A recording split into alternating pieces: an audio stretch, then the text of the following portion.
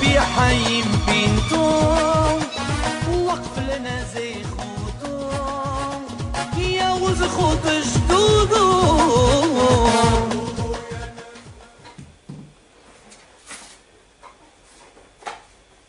Ok. Bishut Rabotai. J'espère que vous allez bien, ainsi que toute la famille.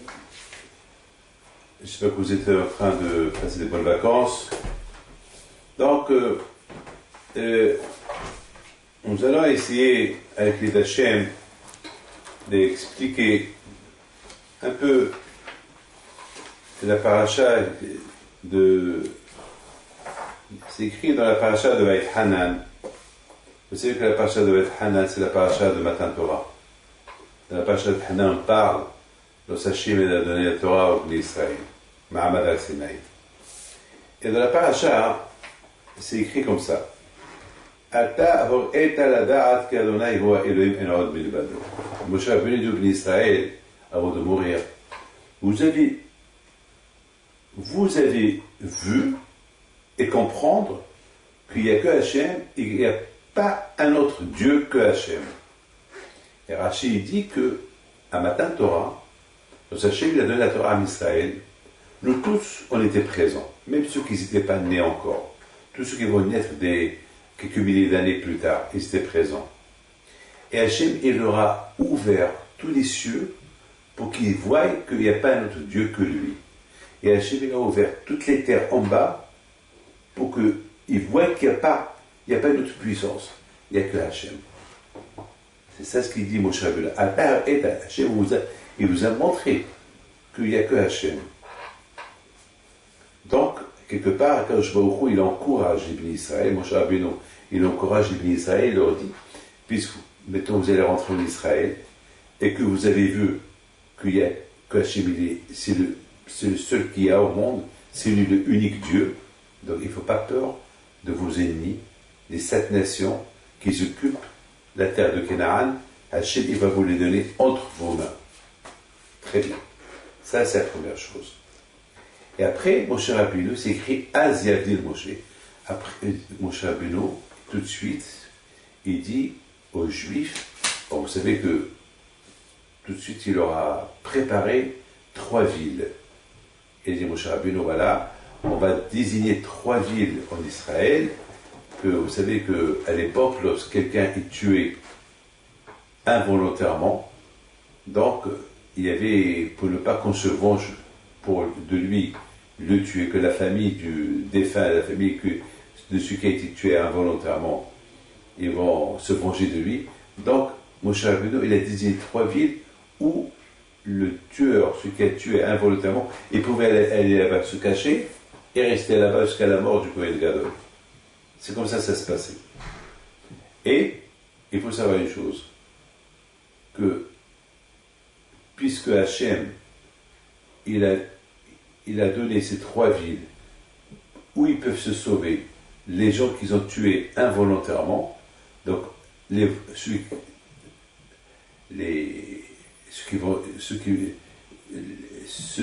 famille de ceux qui ont été tués, ils ne peuvent pas se venger parce qu'ils n'ont pas le droit de rentrer dans ces 3 villes-là.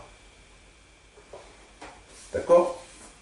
Donc ça c'est-à-dire voilà, on nous parle de la terre d'Israël, on nous parle que Hachem, il a montré au béni Israël qu'il n'y a que lui, il n'y a pas d'autre que lui. Il a Hachem, donc Moshe Rabbeinu dit au béni Israël, puisque Hachem il est l'unique Dieu et qu'il n'y a pas autre Dieu que lui, donc n'aie pas peur de cette nation, il vous le donnera entre vos mains.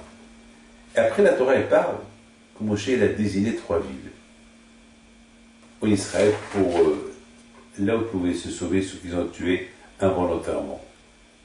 D'accord? Voilà.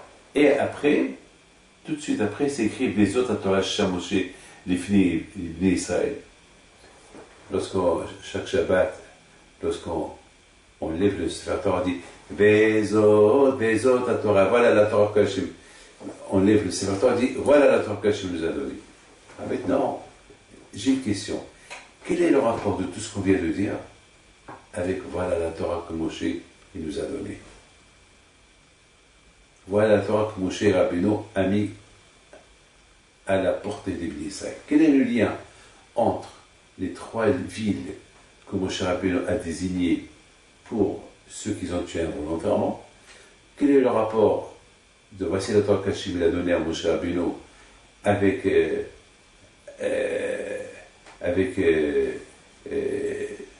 conquérir Israël? C'est quoi le rapport? C'est quoi le rapport? Et ce qui est important,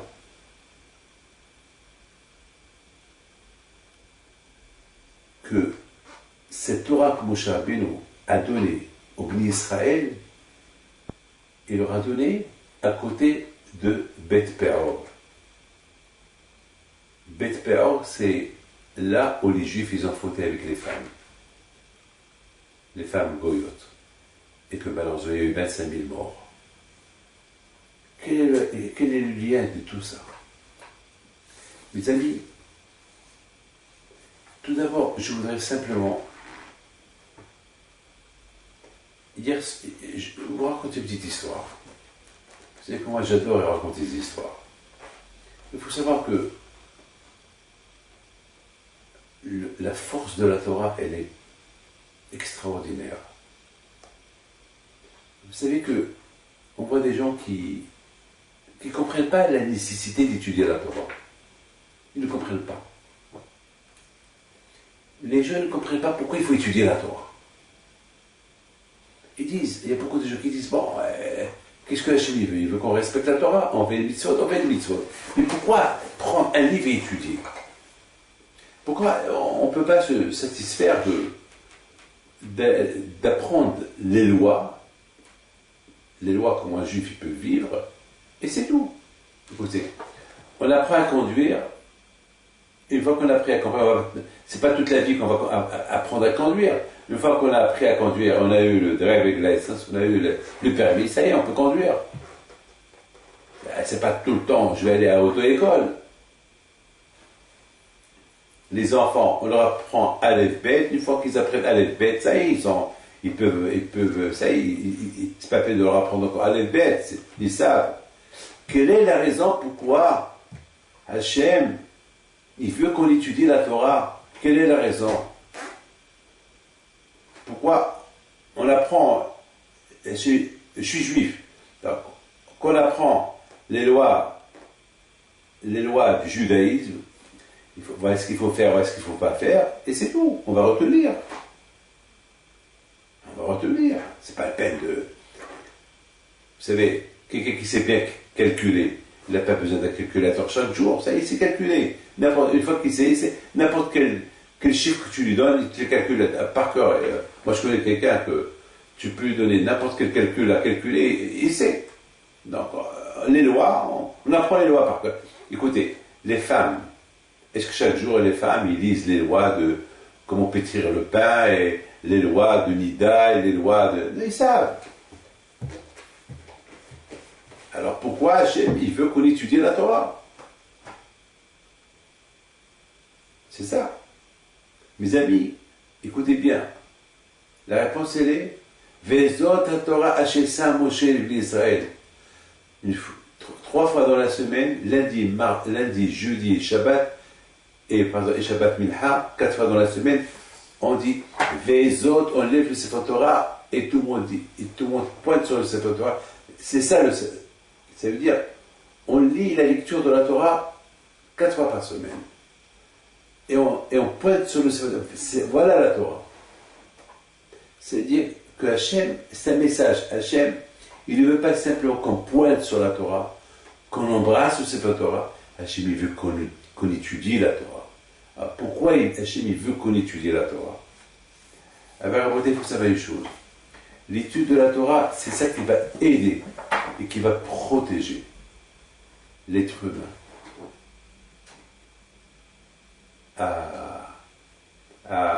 du Yitzhara. Vous savez très bien qu'un avion, on sait le faire décoller. Et le pilote, il sait le faire décoller, il sait le faire atterrir. Il y a des lois de pilotage.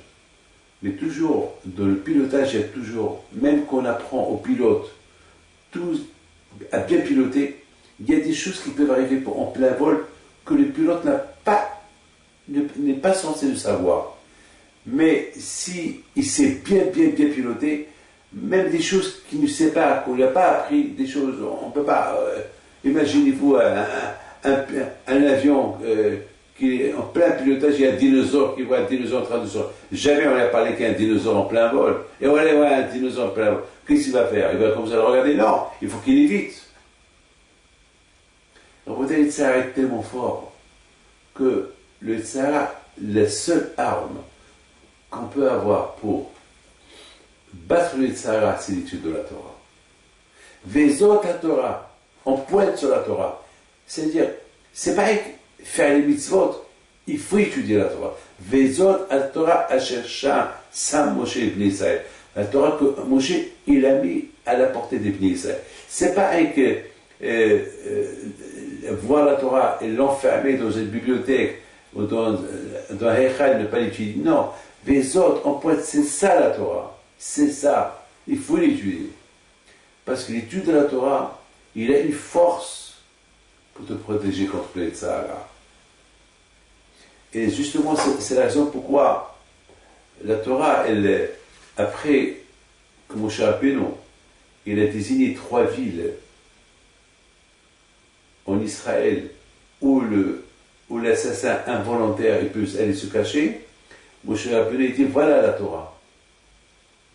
Voilà la Torah que Moshe Rabbeinu il allait se cacher. Ça veut dire qu'un homme qui étudie la Torah, même involontairement, il ne va pas tuer. Pourquoi voulez-vous que je tue quelqu'un volontairement? Ça va me faire de la peine toute ma vie. Je connais quelqu'un qui a tué quelqu'un en conduisant, jusqu'à maintenant il est en plein déprime. Il n'avait pas à vivre. Il n'avait pas à vivre parce que pourquoi voulez-vous que je tue quelqu'un involontairement? Un homme qui étudie la Torah va guérir un homme qui étudie la Torah elle va le protéger de ne pas tuer involontairement. Alors justement, pourquoi la Torah elle nous parle que Moshe Rabbeinu a donné la Torah au Bnei Israël en face de la maison de Péor, en face de la Avodat Zarah de Péor. Parce que la Avodat Zarah de Péor était tellement forte à cette époque-là, et non seulement était tellement forte à cette époque-là, que la Avodat Zarah de Péor, elle est aussi forte jusqu'à maintenant elle est forte. Donc le seul moyen pour, d'après la Kabbalah, les envies de la débauche, ils sont énormes. Et Péor, c'était l'idolâtrie de l'époque, avec la sorcellerie qu'il a fait Bil'am, il a créé une sorcellerie d'envie pour aller avec des femmes. Et il a fallu que Moshe Rabbeinu alav shalom, ils sont enterrés en face de la maison de Péor. Il a donné la Torah, il a écrit la Torah, il a donné aux Juifs la Torah en face de la maison de Péor pour réduire la force de la Touma, l'impureté de Péor. Pour vous dire que sans la Torah, on n'est pas protégé de l'adultère, on n'est pas protégé de beaucoup de choses. Malheureusement, hier, j'ai essayé d'arranger un couple pour qu'il divorce dans la paix. Malheureusement, la femme l'a fait, elle a trompé son mari, et son mari, et malheureusement, il est religieux. Mais le problème, c'est que le mari, il n'a pas aidé sa femme. Il a délaissé un peu sa femme. Et puis, malheureusement, elle a sonné les cris d'alarme. Combien de fois la femme, elle a poussé son mari à rentrer dans le bon chemin qui s'occupe de la maison, Et malheureusement, jusqu'à qu'elle a perdu confiance, elle est rentrée dans une déprime, et dans cette déprime, elle a rencontré quelqu'un que soi-disant il voulait la soulager. Et malheureusement, ils ont fauté. Vous voyez que c'est pas étudier la Torah et ne pas s'occuper de la maison, c'est pas bon. Tu étudies la Torah, occupe-toi de la maison. apporte la Torah à la maison, pas que tu vas, tu étudies, tu t'en fous de la maison. Voilà les conséquences. Et justement, à Rabotai, mes amis, la Torah, il y a dans la paracha avec Hanan, la Torah, Hachem, il dit à Moshe Rabbeinu, dire au peuple d'Israël, vous allez conquérir les terres de Canaan, vous allez l'hériter. Regardez, Og Melech HaBashan, les deux grands rois que vous avez éliminés. Donc, il ne faut pas avoir peur de tous ces gens-là, de tous ces 7 nations-là. Je vous les donnerai entre vos mains, mais à condition. Vezot à Torah. Si à la Torah, vous n'avez peur de rien du tout, la Torah vous protège. Regardez le roi Hizkiya. À son époque, il y avait l'empire de Ashur. Le roi Sanherib est venu avec 4 millions de soldats pour conquérir Jérusalem. Il a perdu là-bas, lui, ses 4 millions de soldats. Et pourtant, le roi Hizkiya, il n'avait même pas de soldats, il n'avait même pas d'armes. Il a prié à Kadosh Baruch Hu. Hachem ilachem lachem ba'atem taharishon. Kadosh Baruch Hu, il fera votre guerre. Vous rectisez, vous le faites avec prier à Hachem. Avec prier à Hachem, c'est tout. La prière et l'étude de la Torah, respecte les mitzvot. Et si on respecte les mitzvot, même faire une faute involontairement, on ne va pas la faire. Tuer quelqu'un involontairement, ça ne va pas se passer. Les autres, la Torah, lorsqu'il y a la Torah. Parce qu'il n'y a pas la Torah, on va tuer involontairement, on peut même tuer volontairement, on va tomber dans la débauche de Beth Peor, que Dieu préserve, et on sera entre les mains de nos ennemis, qui feront de nous ce qu'ils veulent. Oui, je me rappelle, lorsque j'étais au Maroc, j'étais jeune, j'avais 25-26 ans, et j'avais fait la Hiloula de Rabbi Haïm Pinto, et je me rappelle le grand tzaddik, Rabbi Shalom Essès, Alava Shalom, il est venu à la Hiloula. Il a dit une phrase extraordinaire. Il a pris la parole, il a dit, regardez, 150 ans plus tard, on est là pour faire la Hiloula de Rabbi Haïm Pinto. Rabbi Haïm Pinto qui est connu dans le monde entier. Est-ce qu'il était millionnaire? Non. Il aurait pu être millionnaire? Oui. Il aurait pu être multimillionnaire. Il a enrichi les gens avec des prières. Il n'a pas fait raison que lui. S'il prie à Hachem, qu'il lui donne des milliards, il peut lui donner. Mais lui, non. Il préfère le plaisir de la Torah. Et Rabbi Shalom Sassi dit, imaginons que Rabbi Haïm Pinto leur aurait laissé des immeubles à ses enfants et ses petits-enfants. Peut-être aujourd'hui, 150 ans plus tard, il n'y aura rien de tous ces immeubles-là. Mais qui s'il a laissé? Il a laissé son nom. Il a laissé Bezot à Torah. Il a laissé la Torah à ses enfants et à ses petits-enfants. Il leur a laissé son nom. Et ça se peut. Et si aujourd'hui on est là, et Rabbi David Pinto nous a réunis à cet îlot-là, eh ben c'est l'héritage que lui a laissé Rabbi Haïm Pinto. C'est vrai. Vous voyez le courage de la Torah, Bezot à Torah. Oui. En fait, il faut savoir une chose. Simplement, écoutez bien ce que je vais vous dire. Je me suis posé une question. Dans la paracha de Beit Hanan, on nous parle de Matan Torah, le don de la Torah. On nous parle de quoi? On nous parle de, comme je vais le dire au peuple d'Israël, regardez le miracle qu'Hachem a fait avec vous en Égypte, et vous êtes libérés de l'Égypte. Il leur dit, mon cher Rabbeinu, regardez comment vous avez conquéri les deux grandes nations, Sihon et Og. Il leur dit, regardez, lorsque Hachem il a ouvert les cieux et les terres, et vous avez vu qu'il n'y a que lui. Donc vous n'avez pas à avoir peur de personne. Et après, il leur dit, maintenant, puisque vous avez vu, vous voyez, vous savez la force d'Hachem, donc, n'ayez pas peur de venir conquérir les 7 nations. Et si que Dieu préserve, mon cher Rabbeinu leur dit, si jamais vous avez des problèmes, vous lâchez le bon Dieu, il vous lâchera. Il vous lâchera pas éternellement. Parce que si vous faites Teshuvah, il vous récupérera. Il va retourner vers vous. C'est comme un papa qui abandonne son fils, parce que son fils il abandonne son père, mais lorsque le père il voit que son fils il veut vraiment retourner vers lui, alors le père il retourne vers son fils.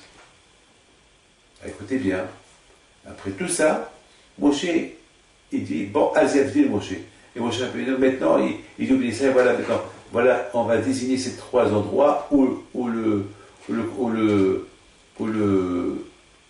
tueur, involontairement, il peut aller s'évader et rester là-bas jusqu'à que la famille du défunt, ils vont oublier de se venger de lui. Alors, Rashi, il dit que Moshe Rabbeinu alav shalom, Moshe Rabbeinu alav shalom, il a, qu'est-ce que Azef dit, Natan leviot harid adava, chef d'Hélène. A priori, Moshe Rabbeinu, il n'a pas besoin de désigner ces trois endroits-là. Une fois que les Juifs rentrent en Israël et qu'on va faire le partage d'Israël, alors ils pourront avoir, eux-mêmes, ils vont désigner l'endroit. Pourquoi Moshe Rabbeinu, il a désigné ces trois endroits? Et Rachid dit que Moshe Rabbeinu, alav shalom, vraiment, Harid, il était soucieux. Lui-même, il a voulu faire cette mitzvah-là, de désigner trois villes. Pourquoi soucieux? Laissez rentrer, laissez occuper Israël, laissez que chacun il prend son endroit, et après eux-mêmes ils vont décider où désigner trois. Pourquoi lui-même il a désigné trois endroits? C'est une question que je me suis posée. Et mes amis, j'ai pensé que de là on voit la force du tzaddik, que le fait que Moshe Rabbeinu il a désigné trois endroits, bien sûr que Moshe Rabbeinu alav shalom, il a désigné ces trois endroits-là avec une prière que Dieu fasse que jamais il y aura un juif qui va tuer involontairement un autre juif pour pouvoir se sauver dans ces endroits-là. C'est ça, c'est de la folie ce que je vous dis. C'est ça les tzadikim. Les tzadikim, eux toujours, ils prient, ils font des prières avant que la chose elle arrive. C'est vrai, c'est pas son rôle de désigner ces trois villes. Laisse les juifs rentrer en Israël, eux-mêmes ils vont désigner trois villes où l'assassin involontairement va partir. Pourquoi lui il le fait? Parce que lui, le fait qu'il a désigné, il a dit cet endroit, il a même donné les noms à ces endroits-là, il a prié. Il a prié que Hachem efface, qu'il n'y aura pas beaucoup de tueurs, que les Juifs ils seront toujours dans la Torah, que j'ai mis à leur portée pour ne pas pouvoir, ce n'est pas peine qu'ils soient obligés de se sauver là-bas. On a vu dans la Torah beaucoup de fois, comme Abraham avait écrit, qu'Abraham il a couru jusqu'à Dan. Et la Gemara dit que à l'époque d'Abraham, il n'existait pas encore un endroit qui s'appelle Dan. Et pourquoi ça s'appelle Dan? Eh bien, la Gemara répond qu'Abraham Avinu alav shalom, il a vu dans la névoie, il a vu dans sa prophétie que quelques milliers d'années plus tard, la tribu de Dan, ils vont faire là-bas des idolâtries. Donc, de méthode déjà, Abraham Avinu, il a prié des choses. Il a prié, il a réduit la force de l'idolâtrie de cet endroit-là pour ne pas que les Juifs seront beaucoup punis. C'est ça pourquoi cette équipe. Il faut des réparations sur des choses avant qu'ils aient été faites. Donc, Moshe Rabbeinu alav shalom, le fait que lui-même, il a désigné ces endroits-là, c'est pour le fait de dire cet endroit, c'est lorsqu'un juif il tue involontairement, il se sauve là.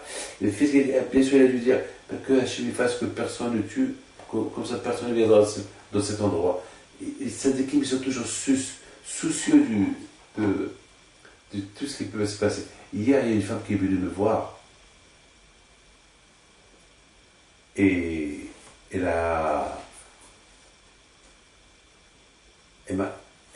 m'a rappelé qu'il y a 7 ans, que son fils il avait une grosse tumeur dans la tête et que les médecins n'ont pas donné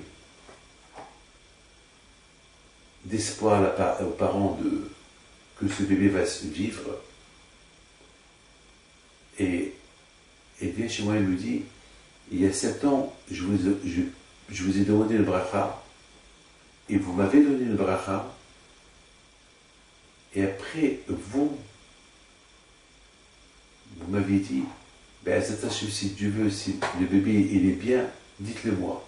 Et moi je vous ai dit, elle m'aurait dit comme ça, elle dit qu'elle a dit bien sûr qu'il va être en bonne santé, et bien sûr qu'il va grandir, et bien sûr que je vous l'amènerai lorsqu'il aura 10 ans. J'ai oublié l'histoire. Pendant 7 ans, j'ai pas eu de ses nouvelles. Hier, il avait 10 ans le bébé, et je l'ai trouvé au Canada. Un beau bébé, 10 ans, il n'a rien. Bezot à Torah, un homme qui a l'émouna en Dieu, un homme qui a l'émouna dans la Torah, il respecte la Torah. Les portes sont ouvertes devant lui.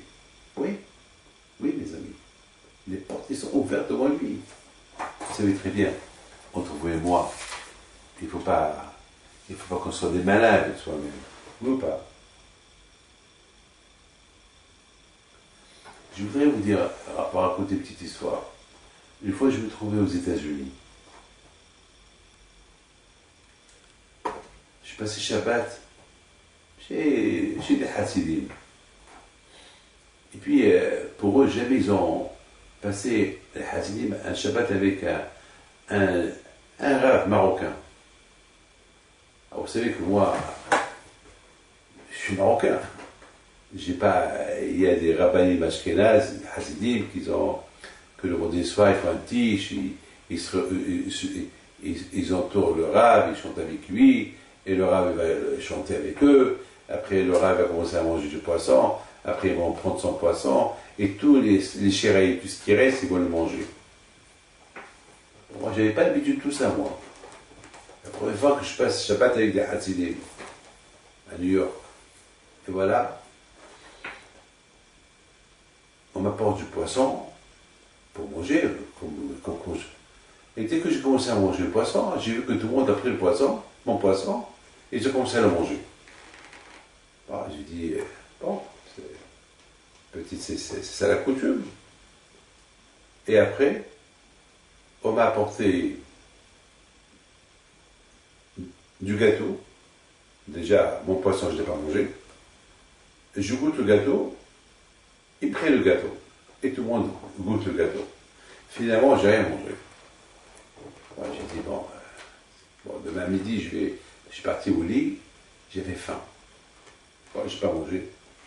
À part, j'avais que la bouteille, les haïs que j'ai fait avec eux, bon, je n'ai pas mangé. Bon. Le lendemain, il y avait un monde fou. Encore, on m'apporte 2 poissons. Je dis, aujourd'hui, je ne vais pas me laisser à boire. Aujourd'hui, je vais manger. Bah, il m'a apporté 2 poissons. Je goûte le poisson, on me le reprend. Et je te partage entre eux. C'est la coutume. On m'apporte la dafina, pareil. Eh ben, je suis resté affamé. Je dis, c'est pas possible. Ça ne peut pas durer comme ça. Depuis hier, je n'ai pas mangé. Bon, finalement, je lui dis à Sauda Shishit, j'entends du bruit qu'à Sauda Shishit, il va y avoir des centaines et des centaines. J'avais plus de force. Je ne savais plus quoi faire. Mais attends, j'avais faim. Je ne peux même pas demander à manger. C'est pas chez moi. Je ne suis pas chez moi. Qu'est-ce que je vais faire? Et mon secrétaire était aussi, il avait honte. Lui, plus ou moins, il a mangé. Mais il avait des appels pour moi. Il m'apportait un peu des fruits, pas plus. Mais à ce moment-là, j'ai dit, là, je ne veux pas me laisser faire. À ce moment-là, je rentre à la salle, tout le monde est là, et je vois les 2 poissons à table. J'ai dit, ces 2 poissons-là, si je reste à côté de tout le monde, eh bien, ces 2 poissons, je ne vais pas les manger. Ça fait déjà 24 heures que je n'ai pas mangé. Je ne sais pas, peut-être ils ont dû croire que je suis un malach, ou j'ai dû manger dans la chambre. Alors, demain, j'aurais pu prévoir. Bon, finalement, j'aurais écouté. Sur le chichi, je vais rester dans ma chambre. Je vais faire Nitila, je vais faire. Mais ici, je sortirai vous voir dans une demi-heure. Ben, quelque part, ils étaient en train de se voir, l'un et l'autre. Bon, on m'a porté le poisson dans ma chambre, j'ai demandé une salade, et j'ai bien mangé. J'ai laissé que des os. Alors là, une fois que j'ai terminé, j'ai bien mangé. J'avais faim, 24 heures, je n'ai pas mangé, tout le Shabbat, je n'ai pas mangé. Je sors, la première réaction, la première chose qu'ils ont commencé à voir, où sont les poissons? Je leur ai des poissons, je les ai mangés. j'ai pas mangé 24 heures. Alors c'est là qu'ils se sont rendus compte. Le Baal HaBayit s'est un peu rendu compte que Dieu préserve. J'aurais pu être en jeu. J'aurais pu être en danger, j'ai pas mangé. Bon, je suis sorti et tout le monde regarde les poissons. J'ai dit, apportez encore 2 autres poissons. Et là, j'ai goûté et tout le monde a pris le reste. Et après, on a chanté, on a dansé jusqu'à tard le samedi soir. Pourquoi je vous raconte ça? Je vous raconte ça. Il se peut que les autres Torah, les moulins qu'ils ont ces Hasidim, pour eux, c'est le rabbi, c'est un ange. Il peut vivre sans manger. Bon, c'est les moulins. Ils croient que les tzadikim, comme Baal Shem, moi je suis pas tzadik, moi je suis pas Baal Shem Tov, moi. Ils croient que je suis Baal Shem Tov, ils croient que moi je suis Baal Tanya, ils croient que moi je suis Rabbi Pinto. Je suis être humain pour tout le monde, je ne suis pas encore arrivé à la grandeur de mes grands-parents. Mais pour vous dire, s'ils font ça, à chaque rêve, c'est parce que le rabbi, n'importe quel rêve, c'est vrai, ils veulent satisfaire le Hasidim. Et les Hasidim, ils ont les moyens que le tzaddik, que le rabbi, il peut ne pas manger. Le combat de la Torah pour Moshe Rabbeinu qu'il est resté de laisser 40 jours et 40 nuits. Bon, je ne suis pas encore arrivé à ça. Je ne suis pas encore arrivé, moi, à cette grandeur. Je suis loin de là. Mes amis, je voudrais simplement vous dire quelque chose qui est extraordinaire. Je voudrais vous raconter une super histoire que j'ai lue ici dans Meir Schwartz. Il raconte une belle histoire. Il dit que l'histoire est super histoire. Il raconte qu'une fois, il y avait, pendant la Deuxième Guerre mondiale, il y avait un juif qui s'appelait Itzhak Salouski. Une famille importante de Pologne. Et malheureusement, toute sa famille ont été tués. Et Itzhak Salouski, lui et sa sœur, ils sont restés vivants. Ils se sont sauvés.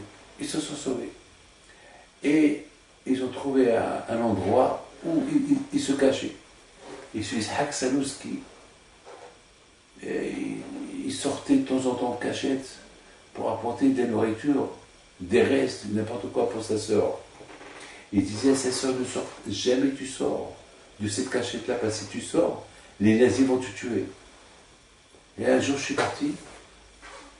Il raconte, il est parti pour chercher la nourriture, de quoi vivre, il retourne à sa cachette, il ne trouve pas sa sœur. Il a compris que les nazis ont pris sa sœur. Et le pauvre, il criait. Il était comme un fou. Et où il va? Il va au bureau de la Gestapo. Un fou. Il rentre. Il crie, où est ma sœur? Où est ma sœur? Les nazis, ils voyaient un juif. Ils ont pris les revolvers, répondre à ce juif et sa soeur. Qu'est-ce qu'on s'en fout de lui et de sa soeur? Ils ont voulu le tuer, et voilà, il sort le chef, le chef de la Gestapo. Ne le tuez pas, ne le tuez pas. Qu'est-ce qu'il veut?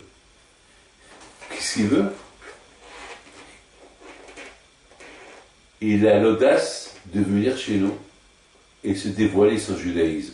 En plus, il demande où est sa sœur Sarah Salouski. Qu'est-ce qu'on fait? Et le juif, il crie encore. Où est ma sœur? Je veux ma sœur. Le chef de la Gestapo était curieux. Il dit, tu veux ta sœur? Il est avec moi dans la chambre. Rentre avec moi. Rentre. Et alors, tu veux ta sœur? Oui, je veux ma sœur. Alors, le jour que des poils noirs ils poussent dans tes mains, ça veut dire dans tes mains, comme une grosse chevelure, on te donnera ta sœur. Et qu'est-ce qu'il fait Itzhak Salouski? il ouvre ses mains, il montre dans ce qu'il y avait dans ses mains des poils, une chevelure, des cheveux blancs dans ses mains. Le chef de la Gestapo, il voit ça, il a eu peur. Parce que les Allemands, même qu'ils étaient cruels, ils avaient peur des diables. Ils avaient beaucoup peur des diables. Et pour eux, quelqu'un qui a des chevelures dans ses mains, beaucoup de chevelures, comme une poignée dans ses mains, c'est un signe de diabolique. Donc vite, il a eu peur, il a commencé à crier. Il sort. Hé, donnez-lui sa soeur et laissez-le partir. La Gestapo, ils n'ont rien compris. Et ils ont lâché sa soeur et ils se sont sauvés. C'est une belle histoire. C'est quoi le fond de cette histoire? Le fond de cette histoire, regardez comment le bon Dieu il prépare les choses. Lorsque le bon Dieu veut que quelqu'un reste vivant, Akash Baruch Hu savait que toute la famille Saluski, ils allaient mourir. Pour des raisons que uniquement Hachem seul il sait, il voulait que Yitzhak Saluski et sa sœur restent vivants. Comment ils vont rester vivants entre les mains des nazis? Alors Hachem l'a fait qu'une fois. Yitzhak Saluski, il s'est brûlé. Et l'endroit où il s'est brûlé, donc ils ont fait une opération primitive. À l'époque, ils n'avaient pas des moyens pour opérer les gens. Et lorsqu'ils ont fait cette opération primitive, je ne sais pas ce qu'ils ont fait là-bas, et ça a poussé une chevelure noire. Et cette chevelure noire, chaque fois qu'il l'a rasée, elle repoussait vite. Donc pendant la guerre, elle n'a pas rasé. Il n'y avait même pas la tête pour la raser. Donc elle a poussé. Et c'est cette chevelure noire qui était dans ses mains. C'est ça qui fait peur au chef de la Gestapo pour le libérer lui et sa sœur. Regardez comment Akadosh Baruch Hu, il prévoit les choses. Beaucoup de fois, nous, on se pose, beaucoup de fois dans notre vie, nous, on se pose des questions. Pourquoi Dieu a fait ça? Pourquoi Dieu a fait ça? Pourquoi ça? Pourquoi ça? Pourquoi ça? Et des années plus tard, on découvre que tout ce qui est venu est venu de la main d'Akadosh Baruch Hu. Ça, c'est l'histoire qu'elle raconte Rabbi Schwartz. Belle histoire. Mes amis, pourquoi je vous raconte cette histoire-là? Et pourquoi je vous ai raconté toutes ces histoires-là? C'est pas pour vous faire rigoler, non. Uniquement pour vous dire une chose. Que lorsqu'on suit la Torah, les autres la Torah, lorsqu'on suit la Torah, on applique la Torah, on étudie la Torah, Akadosh Baruch Hu prévoit les choses pour nous. Bien sûr, on n'est pas obligé d'étudier. Mais si tu dis que tu n'es pas obligé d'étudier, bien sûr, la Torah n'est pas obligée d'étudier. La Torah, elle te dit, voilà, fais les mitzvot. Mais comment je vais faire ces mitzvot si je n'étudie pas la Torah? C'est ça le problème. Comment je vais étudier? Comment? Les autres la Torah. L'étude de la Torah, l'impact de l'étude de la Torah, tu ne le vois pas. On ne le voit pas. Vous savez très bien que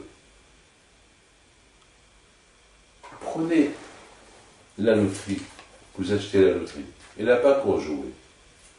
Elle est là, vous l'avez dans les mains, vous êtes milliardaire. Ben, la loterie, vous avez le loto, mais elle n'a pas encore joué. Il n'a pas joué, mais il y a un potentiel, tu peux devenir multimilliardaire. Voilà, tu as le loto, tu l'as joué, voilà, elle est là. Voilà, elle est là, mais elle n'a pas encore joué. Si une fois qu'elle a joué et tu gagnes, tu deviens milliardaire.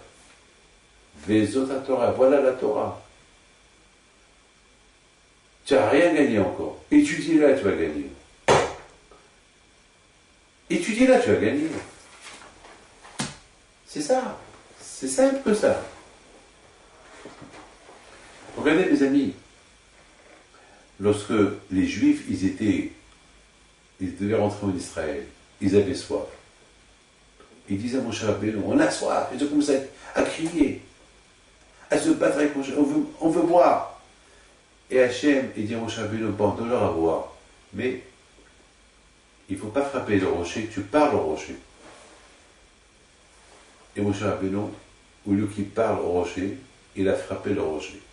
En plus, il a manqué le respect aux Juifs, comme dit le Rambam. Il leur a dit, Shimon HaMorim, vous êtes une bande de révolutionnaires. Et Hachem, il n'avait pas aimé cette phrase qu'il a dit Moshe Rabbeinu au Béni Israël. Quand il dit le Ramban, Hachem dit à Moshe Rabbeinu, tu appelles mes enfants des révolutionnaires, t'as pas honte. Comment tu peux les appeler des révolutionnaires? Pourquoi tu les appelles des révolutionnaires? Et en plus, je t'ai dit de parler et tu as frappé. Alors, malheureusement, à cause de ça, Moshe Rabbeinu, il n'est pas rentré en Israël. Hachem, il a dit à Moshe Rabbeinu, pour ces raisons-là, tu ne rentres pas en Israël. Parce que tu as manqué de respect aux Juifs et parce que je t'ai dit de parler et tu as frappé.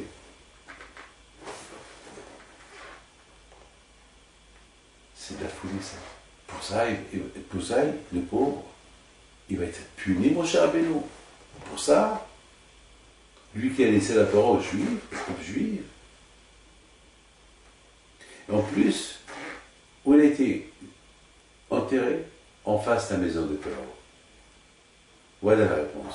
En face de la maison de Paro. Oui, c'est ce que Hachem il a vu. Étant donné que les Israël ils ont fauté avec les femmes non juives, Midianiot et Moaviot, et que ils ont ouvert la pitié à l'idolâtrie de Paro, et qu'il va les gêner pendant des générations et des générations, des milliers d'années. Donc le seul moyen, Vezot à Torah, comme Moshe Rabbeinu soit, il écrit la Torah en face de la maison de Paro, et lorsque les Juifs vont étudier la Torah, comme Moshe Rabbeinu leur a donné, qu'il a écrit en face de la maison de Paro, ça va réduire la force de Paro. Ça va réduire la Touma de Paro. Donc quelque part, d'un mal il sortait un bien. Au départ, on n'a pas compris, mais pourquoi le pauvre Moshe, le pauvre, pour de petites choses qu'il a fait, il va être puni. Alors, il les appelle révolutionnaires. Eh ben oui, il mérite de les appeler révolutionnaires. Parce que ça, ils se sont révolutionnés, ils se sont révoltés contre Moshe Rabbeinu. Alors, oui, le mal. Non.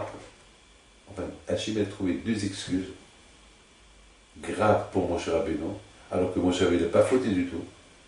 Mais pour Hachem, il a fauté. Alors, quelque part, on dit, mais Hachem, pourquoi tu as fait ça? Pourquoi j'ai fait ça? Je sais ce que je fais. Il ne faut jamais demander à Akadosh Baruch Hu ce que tu fais. Il sait ce qu'il fait à Akadosh Baruch Hu. D'un mal, il sortit un bien. Moshe Rabbeinu, il est mort en face de la maison de Paro pour réduire la Touma de Paro. Moshe Rabbeinu, il serait rentré en Israël, et il aurait été enterré en Israël, que Dieu seul sait les conséquences des choses qui pouvaient arriver. Dans la Torah, par exemple, on nous dit, il faut se rappeler ce que Myriam elle a fait. Elle a parlé du mal sur Moshe. Et elle était, le fait qu'elle a parlé du mal sur Moshe, elle est devenue lépreuse. Et d'autres Torah, la Torah dit, rappelez-vous ce qu'il a fait Bilam. Est-ce qu'on va comparer la petite faute de Myriam à la grande faute de Bilam pour se rappeler? C'est grave ça. C'est grave, c'est de la folie ça. Comment on peut imaginer une chose pareille? C'est grave, c'est grave. Mais justement, mes amis, il n'y a pas pire que la chanarière devant Akadosh Baruch Hu. Celui qui parle la médisance sur un autre, c'est pire que l'idolâtrie, que la débauche, et que de tuer. Parce que tu tues quelqu'un, ça y est, tu l'as tué. Tu fais l'idolâtrie, après tu regrettes quoi tu l'as fait. Tu fais la débauche, après tu regrettes quoi tu l'as fait. Mais critiquer quelqu'un tout le temps, tu le tues tout le temps, tu lui salis tout le temps, tu le fais souffrir tout le temps, ça c'est grave. C'est la raison pourquoi la Torah, elle met à égalité. Souviens-toi ce qu'elle a fait Bilam et souviens-toi ce qu'elle a fait Myriam. Même que Myriam n'a pas parlé de la médisance, elle n'a rien dit, mais pour Hachem, c'était trop ce qu'elle a dit. Regardez la méchanceté de Bilam, la richoute de Bilam. Bilam, avant, lorsqu'il a vu les Juifs, comment ils étaient dans le désert, il avait envie d'être comme eux, mais c'était dur pour lui d'être comme eux. Mais il a dit, Hachem, au moins, je voudrais bien mourir comme eux. Et je voudrais bien ma fin comme eux. Mais il est fou. Il veut avoir Gan Eden comme eux. Il veut mourir comme eux, voir Akadosh Baruch Hu et avoir Gan Eden, mais il veut vivre comme un chien. pouvoir atterrir, il faut savoir décoller. Comment tu vas atterrir si tu n'as pas décollé? Tu vas atterrir un avion, tu apprends à atterrir un avion. Mais apprends comment décoller l'avion pour savoir atterrir. Bilal, il veut atterrir à Gan Eden. Mais pour atterrir à Gan Eden, il faut savoir décoller. Non. Il veut vivre comme un animal, agir comme un animal, vivre comme un animal, mais il veut mourir comme un juif, avec Gan Eden et tout ce qu'il veut. C'est impossible. Il veut insulter, il veut maudire les juifs, il veut faire du mal aux juifs, il donne des mauvais conseils sur les juifs, et après il veut vivre, mourir comme Abraham, Yitzhak, Yaakov, et avoir Gan Eden. Pour avoir Gan Eden, il faut travailler. Il faut travailler dur pour avoir Gan Eden. Pour avoir le paradis, il faut être un bon juif. Il faut travailler. Elle est mon nom Dieu. C'est pas facile, hein?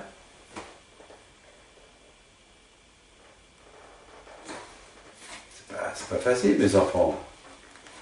Les amis, maintenant vous avez bien compris. C'est quoi le message de Moshe Rabbeinu? Vezot HaTorah. C'est pas que le Shabbat, lundi ou jeudi, lorsqu'on va le Sefer Torah, on dit voilà la Torah. Non. Lorsqu'on pointe sur la Torah, on pointe sur la Torah pour faire ce qui est écrit dans la Torah. Et apprendre tous les leçons qui sont écrites dans la Torah.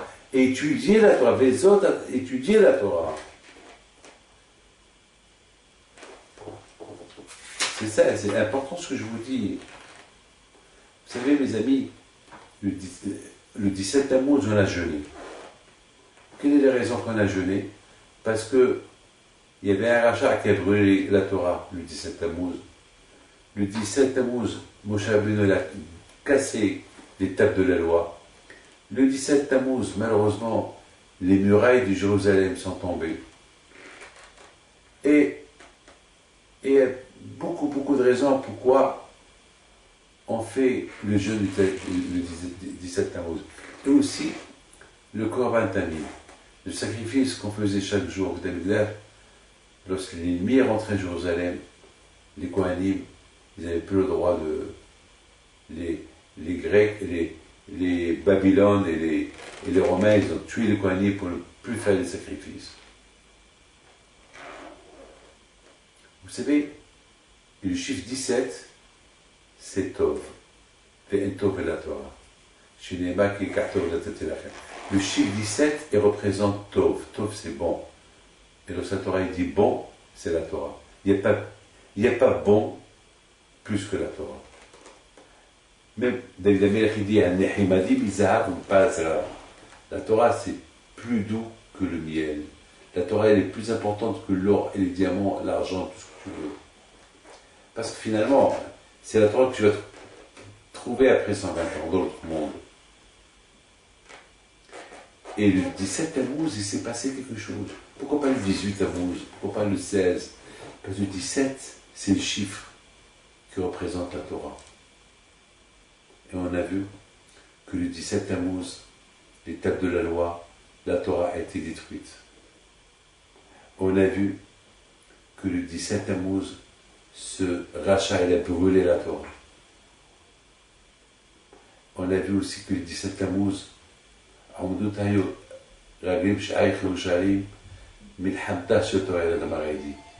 que les Juifs, ils étaient à Yerushalayim, tous les Sanhedrin, tous les Rabbanim, ils étaient à Yerushalayim. Chacun qui avait besoin de connaître une halakha, il allait à Yerushalayim, et à Yerushalayim, il va trouver la halakha. Yerushalayim, c'était l'endroit de la Torah. Et le sacrifice de Tamid, aussi il a été arrêté. Tamid, Korban Tamid à Asuya Be'ar Sinaï. Lorsqu'on faisait le Korban Tamid, ça nous rappelait le mont Sinaï où la Torah a été donnée. Vous voyez que toutes les raisons pourquoi on fait Ta'anit le jeûne du Tammuz, ils sont tous reliés à la Torah. Vezot HaTorah. Lorsqu'on ne respecte pas la Torah, les gens brûlent la Torah. Lorsqu'on ne respecte pas la Torah, les tables de la loi sont cassées. On ne respecte pas la Torah. Alors même les sacrifices, il n'y a pas de sacrifice. On ne respecte pas la Torah, on n'étudie pas la Torah. Alors, Yerushalayim a été détruite. Al-Mahaba Yerushalayim, Al-Azma Torah. Pourquoi Yerushalayim a été détruite? Parce qu'ils ont délaissé la Torah. Vous voyez que tout est lié avec la Torah. Mes amis, Be'ezat Hashem, on se prépare pour la Iloula de Rabbi Pinto à Essaouira, et j'espère vous voir tous.